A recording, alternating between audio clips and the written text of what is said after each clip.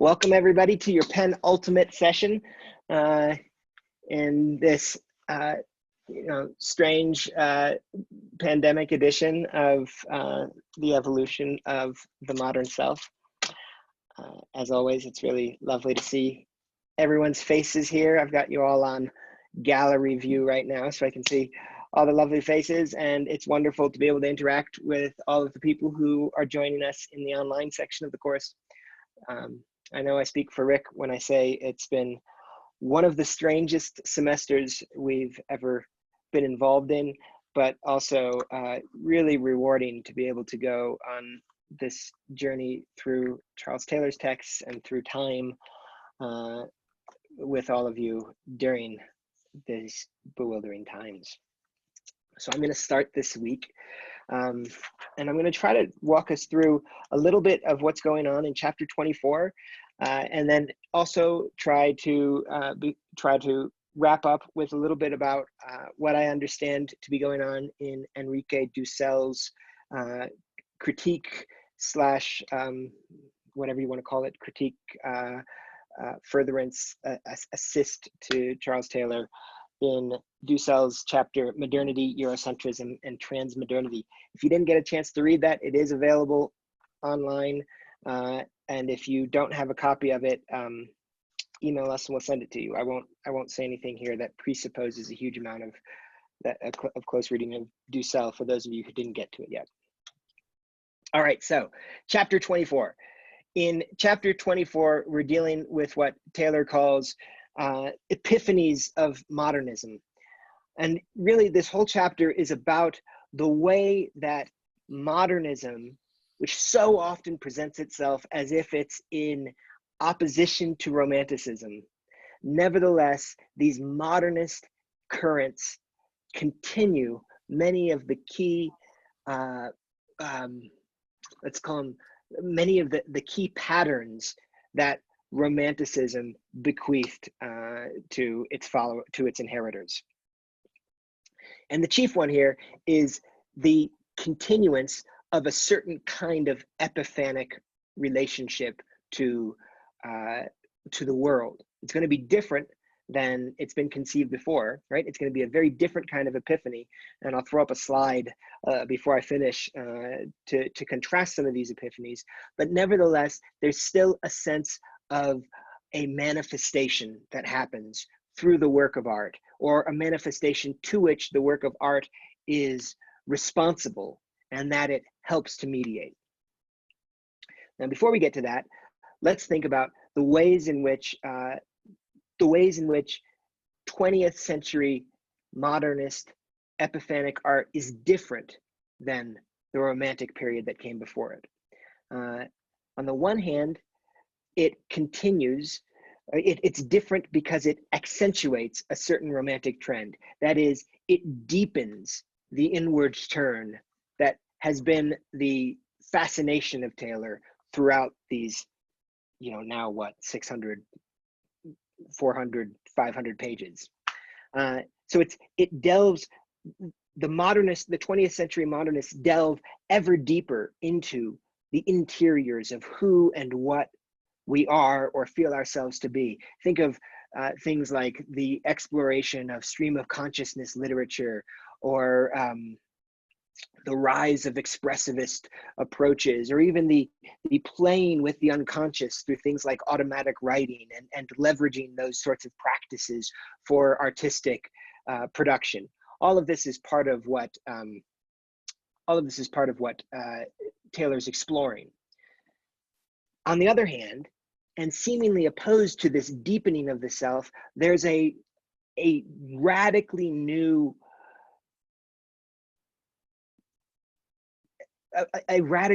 degree of the decentering and fragmentation of the self. It's the modern, in many ways, this can seem almost, I don't know, sometimes when I read it, it feels almost obvious to me, because so much of, I think, our 21st century experience of whatever we are, whether we're postmodern or hypermodern or metamodern or whatever, but this fragmented selves that seem to be so common and so accentuated in the period of social media and all these other things. This is explored initially by these great modernist movements. All right, so the inward turn. Let's talk about the inward turn for a second. The inward turn is, on Taylor's reading, and I think he's right about this, the inward turn of the modernist period is itself the continuation and extension of romantic protests against the instrumentalization and mechanization of the world. The world that gave rise to the romantic protest, right? The world that gave rise, the world, the William Blake's, dark satanic mills that began to populate the British countryside and the British cities in the 18th century. This industrial world, or what Brian likes to talk about as industrial consciousness, all of this began to appear throughout the 19th and into the early 20th century to many people as increasingly debased, more captured by technology, bureaucracy, sort of desiccated social norms, the demands of capital. All of this just seemed to get ramped up throughout the 19th century as if in a giant pressure cooker. And this gave rise to a counter movement of increasing desire to be free from all of that, and a desire to be free from this increasingly regulated and putatively rationally controlled, but also deeply irrational and unjust systems that were proliferating with ever greater speed and at ever greater scale throughout the world, right? So the romantic response, of course, to all of this is to return to nature, right? That's the sort of great Wordsworthian and Coleridgean movement, is to figure out how to recapture both the unity of inner and outer nature. And sometimes it involves going to places of great natural beauty. Shelley thinking about Mount Ventoux, or not Mount Ventoux, Shelley thinking about crossing the Alps. Wordsworth does the same thing in the Prelude. Shelley thinking about the glaciers up on top of these Alps that he's looking at, or Coleridge thinking about these various hikes through the Lake District that he'd take with Wordsworth. All of these become occasions for them both to feel their separation from nature. A lot of these poems are poems of lament, but also to win their way through that feeling of separation, that feeling of almost a kind of nostalgia for a nature that they've lost, but that can be rediscovered by recognizing that she lives inside us. Yeah, got it. Thank you. I'm going to mute everybody. So for example, Coleridge, at the end of his magnificent conversation poem, Dejection, comes to the recognition with the lines, how does he say it? I can't believe I'm blanking on it. Oh, lady, we receive but what we give. We receive but what we give, and in our lives alone does nature live. Ours her wedding garment, ours her shroud. The idea being that Coleridge has found himself dissociated from nature outside, but can only realize his reunion with nature by discovering nature inside. And so this mirroring of the inside and the outside is the path to the reunification of the world for these great romantic poets. But by the 20th century, that path now seems to have been blocked. It's something, it can't be crossed for many people in the same way. I think Taylor exaggerates how fully it's blocked for everyone. And Taylor oftentimes speaks in these kind of terms where everybody must feel it this way. But certainly for many, that passageway was blocked, and it was blocked for a variety of reasons. One of them is the progression of technological development and industrialization throughout the world. The lifestyle that Coleridge could remember from growing up or from witnessing others living it in the Lake District, those forms of life are being increasingly eradicated. People are being displaced from their lands. subsistence practices on the land are not possible for as many people under conditions of industrialization. And of course, Taylor doesn't talk about this, but Dussel does, where at the same period in the 19th century, this is also being exported radically through colonialism, displacing people from these sustainable practices all over the world. And that kind of displacement and the development and industrialization that goes along with it can block a certain feeling of the presence of nature as source. As an aside, I've never seen skies so clear as they've been for the last 7 weeks. I mean, it's just been astounding to me. I don't know what it's been like where you are, but certainly where I am, the sky has been just a revelation to me. Things and things appear in the sky. Mountains and trees and birds appear in the sky so much more starkly, as if they have so much more presence about them. And it's made me think about how much easier it must have been to see the world as revelation, to see the world as symbol, or as itself trailing clouds of glory, the way the infant also comes into the world, according to Wordsworth, when it hasn't been blackened by us, right? Hopkins has a number of poems about this, where he talks about how things now wear man's smudge and man's smell, right? You can't get away from them everywhere. And it's Hopkins is sort of lamenting something that he'd seen in a more pristine form that was now less accessible to him because of our presence. So that's one thing that may have blocked the way to return to nature. Likewise, and that's at a level of development and industrialization and production. Likewise, there's at a cognitive or conceptual level, there are blocks to our returning to nature and to recognizing the mirroring of nature inside and outside, in part because of the encroachment of reductive physicalist approaches to the world that are now not only holding sway within the domains of physics and mathematics, but are increasingly throughout the 19th century applied to the biological and life sciences. That was a development in the 19th century that wasn't present in the 18th century, right? The great advances in physics and chemistry in the 18th century were really advances in our understanding of the inorganic realm.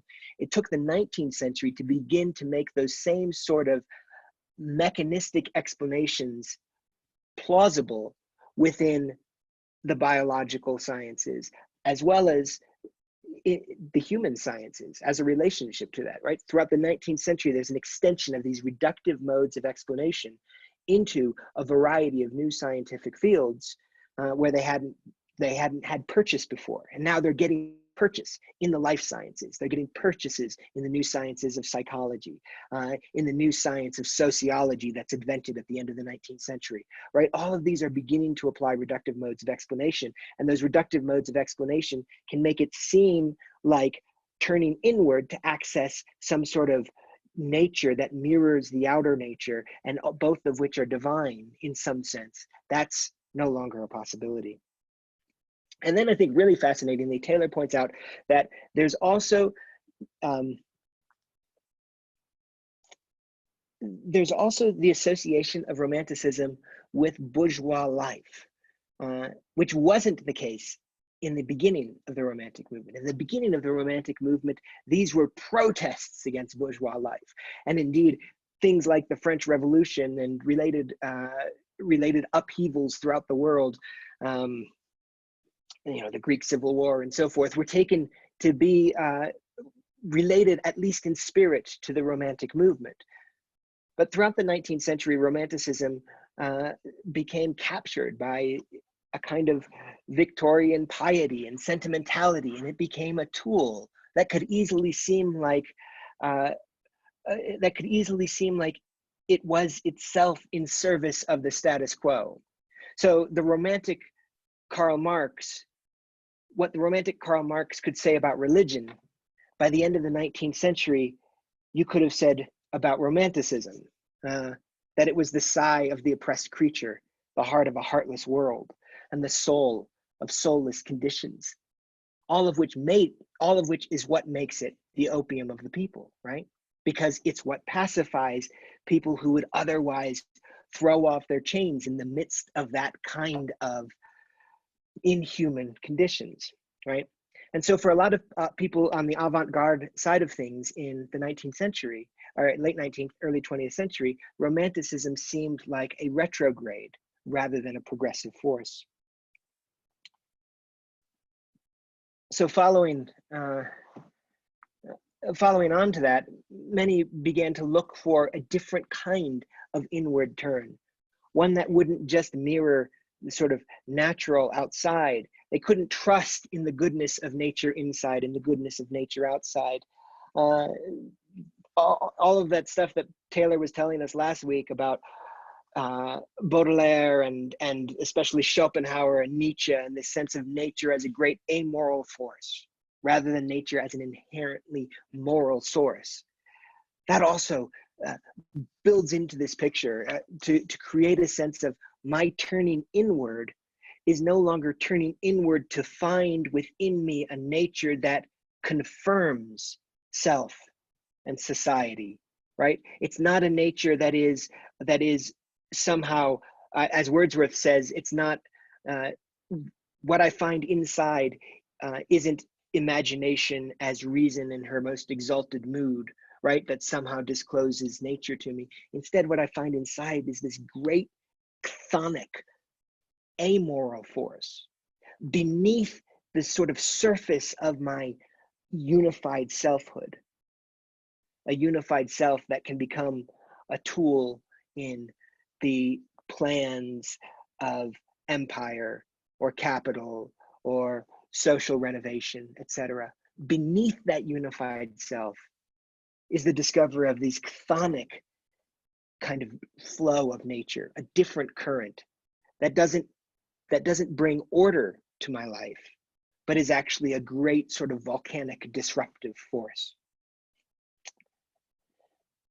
Taylor spends a long time talking about the early modernist poet, Thomas Hulme, T.E. Hulme, who was a 20th century English poet, a strident critic of Romanticism, and who died at 34 in the trenches of World War I, 1917. Now, Hulme, Taylor doesn't tell us a whole lot about Hulme's life. I'm not sure how to pronounce his name, Hulme or Hulme. I'll say Hulme just so you don't confuse me with Hume, or you don't confuse him with Hume. It is. What was that? It is Hume, though. It's pronounced Hume? Yeah. Okay. You don't even pronounce the L. Yeah, okay. It is confusing, but you know how the British just eliminate all sorts of things in their pronunciations. Yeah. Excellent. Well, it's good to know. I'll say Hume, but it's not the Scottish David philosopher. Hume. It is the 20th century poet and father of modernism and the Imagists. So Hume had been a student at Cambridge and had studied philosophy at St. John's before being kicked out for an infraction. And that his fascination with philosophy filled a lot of his aspiration to poetics. And he was especially influenced by the discovery of the works of Henri Bergson, who in the late 19th and early 20th century, many people were turning to as a way of reconciling these conflicting tensions they were feeling in relationship to the world. The thing about Bergson, maybe I'll just go ahead and show you Bergson at this moment. Here we go. So there's old Henri. The thing about Bergson's philosophy that attracted so many people in the early 20th century was especially his opposition of intellect and intuition. The intuition was a power that could put us in real touch, according to Bergson, with the raw, uninterpreted world of experience.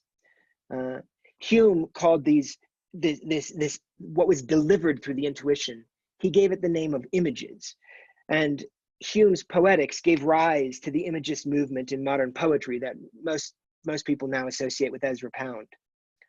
Rather than symbols, the privileged sort of tool of Romantic poetry, the Imagists spoke about images, the symbol has a kind of religious aura, but the image is dissolved of that religious aura. Instead, the poet is responsible just to the image, the raw deliverance of intuition, apart from what the intellect does to it. If, according to Bergson, Bergson thought that we're always interpreting our experience by filtering it through these sort of intellectual categories. It's a little bit like Kant, but Bergson reads it in a much more vital way than Kant does, where Kant has all of this located transcendentally in the apparatus of the transcendental self, right? That filters everything through categories in order to make it intelligible to us. Bergson says this is all happening for creatures like us at the level of intellect. And the level of intellect includes not just language and concepts, but even the ordering that happens through your neurological system, through your brain, and the kind of complex organs and organism that we are. So if you're to get to intuition, it's not just, say, really living into the moment. You have to somehow be able to turn the process of perception and thinking against itself. It's a complete reversal of the direction that it usually goes. And you ride it backwards to get to intuition in this way. And that puts you in touch with the raw duration of life itself. This is different than vitality, right? Because the kind of vital organism that I am organizes life and perception in order to make things available to me. What I see in the world are things that are marked out according to the actions that I can take on them. And my nervous system filters out so much that isn't interesting to me that way, that doesn't help me to either stay alive or to eat or to achieve my ends and so forth. So what William James called the blooming, buzzing confusion of the world, influenced by Bergson at that point, that's bracketed out, and the world just appears in this kind of stability that it wouldn't have otherwise, right? Right now, you see this screen, oddly, and it seems relatively stable, but we know how much activity, how much shift in color and form and the changing shape of shadows and everything else is going on all the time, but you're not attentive to that. You're just attentive to something that seems more or less stable. That's what Bergson wanted to get behind. And that's what Hume is also trying to get behind in his idea of the image. The image is supposed to be, in his Poetics, the world before it is subjected to our theories and our designs. In this way, it's similar to what Heidegger would say at close to the same time, when he draws a distinction between things present to hand, and which is to say presented to consciousness through concepts, right? This mug, when I see it as mug and think about it as mug and I'm intending it, I'm putting a concept over it, versus things that are ready to hand, like this mug if I was just drinking out of it and not thinking about it as mug, right? So there's a distinction between intending something and making it the object of my kind of detached or disengaged gaze, and things that become part of me tacitly as extensions of my bodily presence in the world. The whole later 20th century critique of what Derrida and others will call the metaphysics of presence is bound up with these very concepts, right? This idea of subjecting the world to my designs and concepts versus the world just presenting itself as an interruption or eruption beyond those things. Jake, if you want, you could become our speaker view too now, unless you want Bergson to give the rest of the lecture. I'm done with Bergson. Okay. Thanks, Rick. Sure. I make the say, I forget too. So in order to get at these images, Hume has to resist the spontaneous co-creativity of the mind.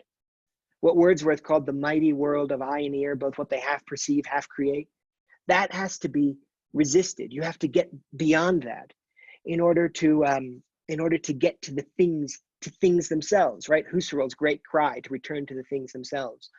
The organizing activity of language, culture, and the organs of our body, especially the brain and the nervous system, all of this distort and mute the infinite worlds outside of our construction. rendering them tame and manipulable. You can think of elements of this approach still, maybe if you've read Aldous Huxley on The Doors of Perception, thinking about what mescaline does to you, this sort of interrupting this organizing activity and showing you the world more raw. Or you could also think, if you've read any Gilles Deleuze, this strange concept that Deleuze and Guattari talk about a lot, the body without organs. You think, why would you want a body without organs? And it's precisely because they're thinking about organs as that abstracting, organizing activity at the level of the vital body that's shaping the world according to our designs. And to be able to get beyond that into the infinite flux of existence itself would put you in raw, immediate contact with something else, right? With something that wasn't just the construction of the industrial world, that wasn't just the construction of our own rationalized plans for instrumental control. So, in someone like T.E. Hume, this involves looking for ways to get ways to disabuse ourselves of the notion that the organic world was purely continuous with the inorganic world, and also that the world of God or morality is purely continuous with the highest mode of human life. Hume wants to say there's sort of radical distinctions between these levels of existence, 3 big bangs separating them from everything: an organic world subject to mechanistic and mathematical description. I mean, an inorganic world subject to mechanistic and mathematical description, an organic world on top of that subject to vital description and to the sort of élan vital that Bergson describes, and then another world, a world of morals and spirit that is beyond that, but that's different from it. And again, repeating sort of the moves that Taylor saw Baudelaire making earlier. So you can see how what this involves is an inward turn that isn't a return to a nature that is at all like us. It's an inward turn that puts you in touch with a nature that's radically different from what we take ourselves to be normally, right? It undoes subjectivity rather than reconfirming it. It puts you in touch with your inner depths turn out to be monstrously different than the kind of social self that you are in the world. And that radical alterity is part of what the modernist poetics is designed to capture. To get rid of these concepts of a symbol freighted with its participation in a meaning that transcends it, but that also allows it to unite its meaning to the meaning I find inside me, right? That notion is done away with. So there's a kind of scouring of participation, to use Barfield's language, a sort of turning things of the world into mute sort of things. Barfield calls them idols, but they're just things out there. They're not symbols for my interior life. They're radically other, as radically other from each other as they are from me. And in my depths, I'm radically other from myself. I'm radically other than it. It's my depths might have this chthonic force coursing through it, but this chthonic force that courses through me isn't the same in everything. It's radically different again and again and again, giving rise to all of these different objects. You might call the kind of poetics that Hume and Pound and others in their wake are trying to do a kind of object-oriented poetics. They're trying to just let objects be themselves. Nevertheless, in the midst of that, there is also an epiphany that happens. But Taylor's point is that this epiphany doesn't happen through things. It doesn't happen in things any longer.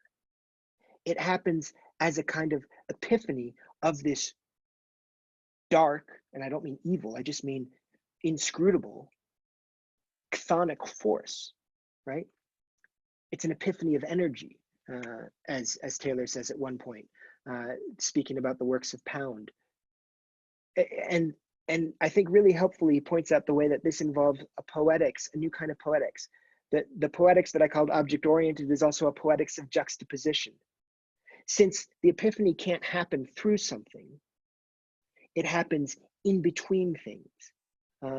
So by putting, and you can think about this maybe more easily. I'm surprised you didn't bring this up, but you could think about this really with cinema. In modernist poetics, you get these sort of great fracturing of the timeline, non-linear narratives. All of that is also about the breaking of the self, right? The idea of a totally linear narrative from birth to death is very much tied to this concept of a unified self, fracturing the timeline, telling things out of order, radically juxtaposing different times or radically juxtaposing different images. All of this gives rise to something else, right? A kind of frisson or awareness of something else that gets hold of you through it. In cinema, we'll often do this with the montage is one version of it, although it's nowadays the sort of the montage is oftentimes completely disciplined to a linear narrative. But you can think about say a lot of experimental cinema where there'll just be sort of flashes of seemingly unrelated images. That's the cinematic equivalent of the poetics of juxtaposition. It's trying to evoke something by presenting these things in different ways, side by side with one another, and something comes forth through it. It's not the thing itself that is resplendent and luminous from its interior outward, but it's the juxtaposition of all of them that brings this out. The way I would put it, Taylor doesn't use this language, but the way I would put it is I would say there's a continuity with the romantic, what he calls the epiphanies of being. And the continuity is at the level of the epiphany being esoteric or being an arcanum, right? There's something that's grasped through this juxtaposition of things together that couldn't be grasped otherwise. Like the symbol, it's something that can't just be translated into prose and carry the full weight of its meaning. You need to participate in it. You need to somehow be transformed by it, make yourself porous to this strange orientation of different things in order for the epiphany to arise. But it's not like the romantic version, which I would say wasn't just esoteric, but was also sacramental. For the romantic version, the thing itself became the carrier of its own meaning. The symbol participated in the meaning that it also gave rise to. It was an instantiation of it. It was an incarnation of it in a certain sense. That's different with this modernist poetics, which is why you can get that sense. There's a certain strange coupling of disenchantment in a lot of these modernist, in a lot of this modernist poetry, or in some of these early modern works of art, and a feeling of magic, right? That's what I think a lot of critics of modernism don't get, is that the thing that's so compelling about it is that there's something magical going on. There's something that's still appearing through it that isn't just making the world beautiful, but it's putting you in touch with something more. Taylor talks about this as the quest for immediate unity with something else, and he uses that as a way of organizing a whole set of different movements that might otherwise seem opposed, right? The Dadaists, the Surrealists on the one hand, and the Futurists on the other.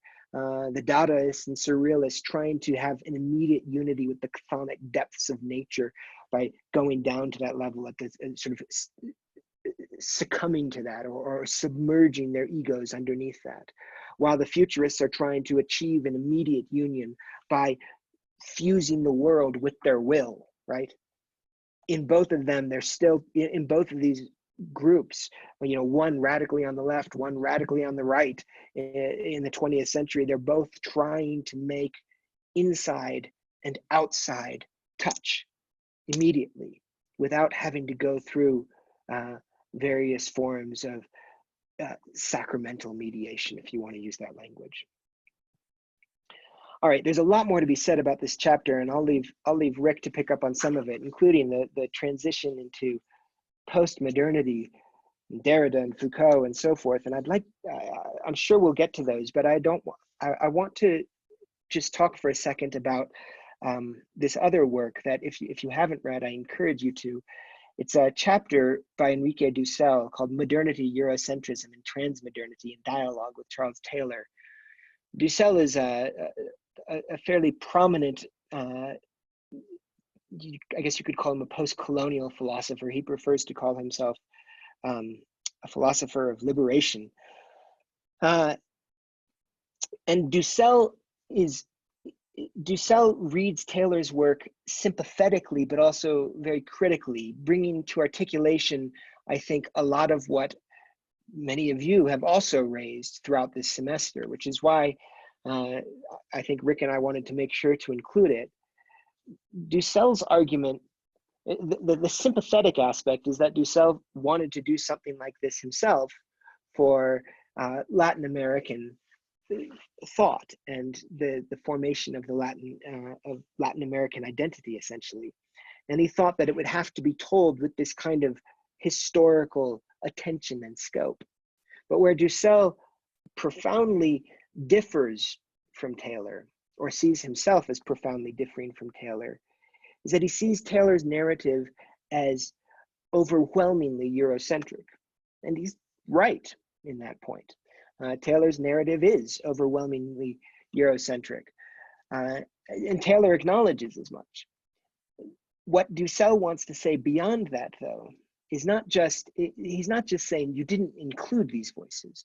What Dussel wants to say is Taylor's narrative doesn't succeed at its effort to allow us to understand what was involved in the formation of these stances unless it won't succeed in doing that until it opens itself up to also pay attention to the way that what Dussel calls peripheral voices were constitutively involved in the elicitation of these central voices that Taylor has rightly charted throughout this book. So to give an example, I think the most powerful part from the paper, just to whet your appetite for it if you haven't read it, is that Dussel circles back to the 15th and 16th century. He says modernity, there's a story that Taylor's telling, and here I actually differ from Dussel. Dussel says there's a story that Taylor's telling that can be pretty much told just the way Taylor told it up until the 15th century. I think he's actually wrong about that. I don't think you can tell the story of medieval philosophy and theology without paying attention to non-European voices. And for those of you who take my course in medieval or in the history of Western worldviews, part 1, next semester, we'll be looking at Jewish and Islamic, as well as Latin and Greek voices in the construction of this story from antiquity to the Renaissance, right? So I actually wish Dussel would go further in recognizing that, but he's right in saying that this project, which could, from a certain standpoint, be seen as a European project up until the 15th century, becomes then a global project in 1492, right? He calls it the birth of world history.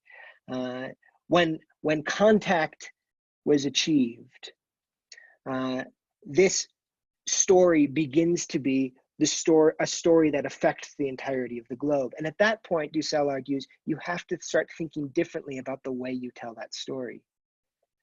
He points out that the way the story of modernity is often told, he picks on Weber at this point, is as if it's a kind of triumph of European science and culture. And you might look at Descartes as the start of that kind of modernity. But Dussel makes the argument that before Descartes was ever able to say ego cogito, the I think, there was first the ego conquero, the I conquer, which preceded it in time and gave rise to the conditions under which Descartes is able to make that kind of a statement. The conditions of colonialism give rise to the culture in which the Cartesian achievements became possible. Not only that, but the contrapuntal voices, the voices of emancipation and liberation that we identify so much with the Enlightenment and the projects following it. Dussel makes the argument that some of their conditions of possibility was the awareness of people on the periphery of these central discourses. So that peripheral voices are not just incidental or extra to the emergence of these powerful emancipatory critiques that oftentimes found paradigmatic articulation in the European center, But that paradigmatic articulation came itself on the back of these peripheral voices who were already raising those claims and who were the conditions of possibility for that articulation. So he calls us to not choose, say, a Hegel or Taylor version of history, where you're telling the history of ethics in what Hegel described as Sittlichkeit, right? Which is looking at the way that ethics are embodied in a given people at any given time, right? The way that the ethical or moral life has to be cashed out in your relationships with others in your society, and certain societal norms and norms of politeness and norms of social responsibility and all that. Hegel's right to say that we need that in order to actualize ethical lives. And he said that against the Kantian version of formal deontological ethics, following a rule, right? But what Dussel wants is to say we need both a version of Sittlichkeit. We need a version of a history of ethics that pays attention to the thick contingencies of history and the way that our moral lives get cashed out in dialogue with one another. But we also need a formal principle that transcends the Kantian formal principle of pure, it's related in the principle of universalizability, but it has to do with this, that in order to universalize our ethical discourse, whenever we're talking at the level of Sittlichkeit, whenever we're talking at the level of a society's norms, we also have to ask ourselves the formal question of who is being excluded, but is constitutively a part of the realization of those norms, right? And that's a formal, he thinks that's a formal principle for the achievement of a full community. I have to ask, when I look at these thick stories that Taylor's told all along the way, I have to ask, okay, given this, given the story of the deists right now, who is being excluded from the deist discourse that was required for that discourse to get underway? Who is being excluded from the Kantian discourse? Who's being excluded from the Romantic discourse? That is a condition of possibility for all of their achievements, for the goods that they happen to see at that point. And so Dussel is making an argument for a fuller methodology that would include both the elided voices of the periphery that are not just peripheral, but are kind of like the yin yang symbol. They're right there, opening up in the center of any given, in the white spot in the center of the dark fish, and the dark spot in the center of the white fish, and the yin yang symbol. We're included in each other that way. So that's my take on some of the readings for this week. I went longer than I perhaps should have, but we didn't even get to Derrida and Foucault and all these other things. But I wanted to draw those together. I think the Dussel point, I'll just put this out there. I think part of what Dussel is arguing, you could look at it in light of some of these modernist and postmodernist trends, that Dussel is arguing for us to pay attention if the story of history as Dussel sees Taylor telling it, and he might be a little too hard, I think, on some of Taylor's points, but the story that Dussel sees Taylor telling is one in which these goods are emerging from within various communities and various historical epochs. And Dussel is moving to more of a framing epiphany, not an epiphany through, not a Sittlichkeit epiphany of moral sources where it's appearing through any given society. Dussel is saying we need to pay attention to the relations between these things, pay attention to the whole frame, all of these things in relationship to one another. The good is emerging through that, and not just through the person who happens to be its mouthpiece or the sort of heroic figure we associate it with when telling the history of philosophy according to normal canons. All right, shall we take a break? And then, Jay, yeah. What I'm thinking, let me just say one thing about Henri Dussel, and then let's take a break. I mean, it's just to take 2 minutes, but it's just while it's so fresh and so relevant to what you just said. And then let's take our break, and then I'll do my thing. But I couldn't help but think of the kind of synchronicity of the fact that you've been in Cambridge University for years before you came back here, and it so played a big role in shaping the gifts that you're bringing to us and actualizing you as a scholar. And it was when I was there just for the conference there in 1989, called Philosophy and the Human Future Conference. Robert Bello was there and many others. But Henri Dussel came, and he got up. He was not well, and he got up. He's from Mexico at that coming to Cambridge, and he got up, and this is at St. John's College in Cambridge, in that I think it was the Pythagoras Hall that's there, and he got up in front of all of us. And these were philosophers, theologians, very sort of like progressive, liberal, radical, protesting scholar intellectuals, protesting against mainstream academia and all sorts of things that we would feel in alliance with. And he looked. His very first words were, "Your civilization is making me sick." In Mexico, the state of the air, of the water, and of course, I immediately thought of that incredible phrase from, you may remember one of the Mexican one of the Mexican poet intellectuals, where he talked about Mexico so far from God and so close to the United States. It just sort of captured in another way what Henri Dussel was saying. It had a big effect on me, just taking just that one, and then he went on to make his, strong contribution to the conference, which was the same one that I gave what became the epilogue of Passion of the Western Mind. That I gave at that conference as a paper.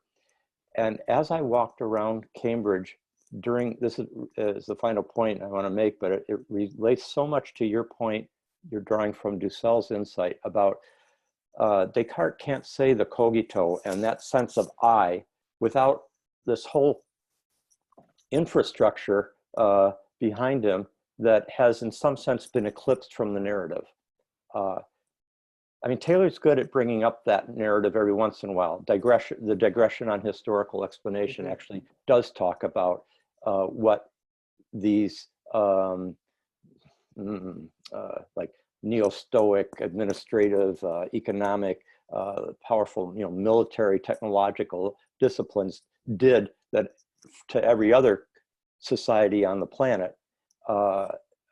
He recognizes it, but the larger point that Dussel is making and that you brought up there, as I walked around Cambridge University and you look at King's College, you look at Trinity, you look at the chapels, just the absolute majesty, the architectural titanic majesty of these buildings, and I thought to myself, no wonder Bertrand Russell thought he was like the intellectual lord of the universe there. The entire British imperial world was supporting the sense of, in a very unconscious way, the sense of of robust confidence in that particular form of intelligence, and so in a way, what I see Henri Dussel asking us to do, it's exactly actually what depth psychology asks us to do. It asks us to see what's being excluded from our consciousness. What's the shadow that's behind the light that I'm inspired by and living by and talking about and so forth? What's behind that? What's eclipsed?